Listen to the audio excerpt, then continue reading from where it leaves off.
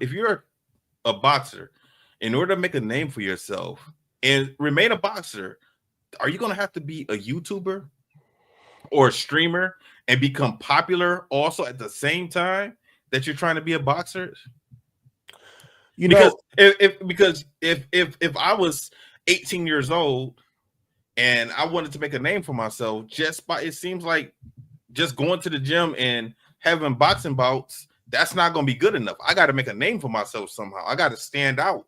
Otherwise, nobody would care about who Eugene Plowden is, because there's a lot of young guys out here right now that's putting in that work. They're in the gym. They're going to get up at 4:00 in the morning and go do some roll work, and nobody knows who they are, So how do you make a name for yourself and go up that card?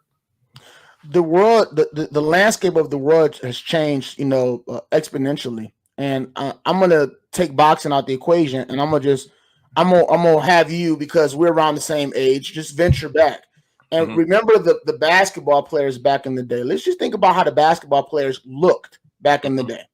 Remember how Patrick Ewing, and Sam Cassell and Sean Kemp, these are some ugly brothers. You know what I mean? Like, these brothers, they can hoop, but these brothers, man, they look like they've been through it. You know what I mean? These guys back in the day, they was playing ball. They was elbowing, punching the teeth coming out. They didn't care. These brothers was ugly. They had money. They can play. It was ugly. Look at the people in the NBA now. Look at the basketball players.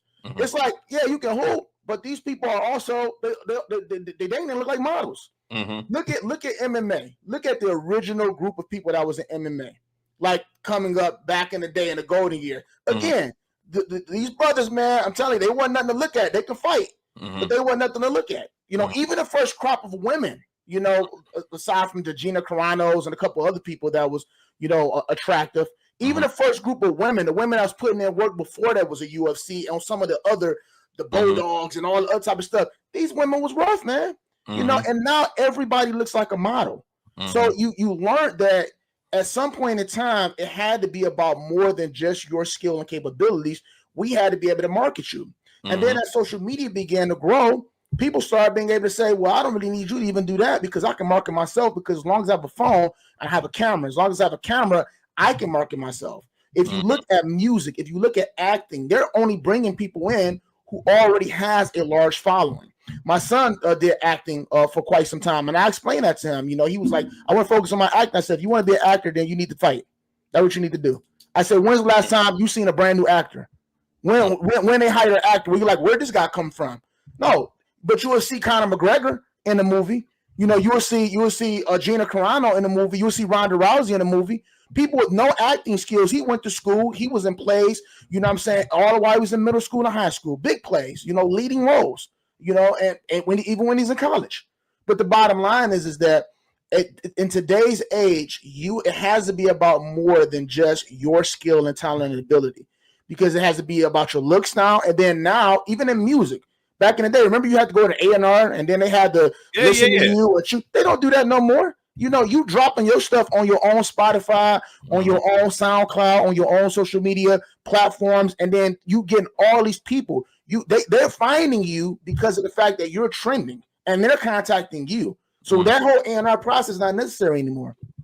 So you bring this to boxing or to any of the other combat sports, you're talking about you have to be able to fight well. Don't pick up a loss. If you lose one fight in boxing, you may as well retire. You may as well quit. Because there's so many people undefeated, like you said, that's at 4:00 in the morning putting that road work in that you ain't never heard about. That's undefeated. They 30-0. By the time you see them one time on television, they've already won 2 or 3 titles. And I do follow boxing, not as much as I used to back in the day when it was on Showbox, on Showtime. I used to watch it. It was really exciting. But I still do follow it for the most part. But you gotta have some skills. You better not have any losses on your record. You know what I mean? Because as corrupt and crooked as boxing is to begin with, a lot of these guys are paying for wins to begin with, in these setup fights. But it's so many undefeated guys. If you lose one fight, you automatically down at the bottom of the pile. It's going to be hard to work your way from up underneath it. And then you have to have a social media presence right now. These people from these promotions, they don't want to have to spend $1 or a dime out their pocket. They want you to come packaged and ready-made. And that's what the world is about now, which is the reason why you're having these social media, TikTokers and YouTubers that are fighting now, because they're looking at these people's numbers.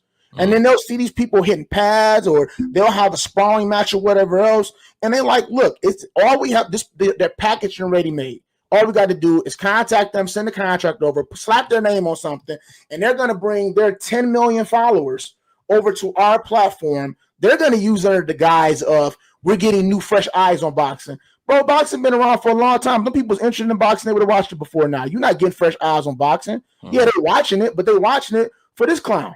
You know what I mean? And the minute that he or she ain't fighting no more, they're not going to continue to be an avid boxing fan and continue to watch these people who've already been fighting, already been champions. Boxing's been around. It's no secret. It's not up underneath a rock where you have to, bring these people over.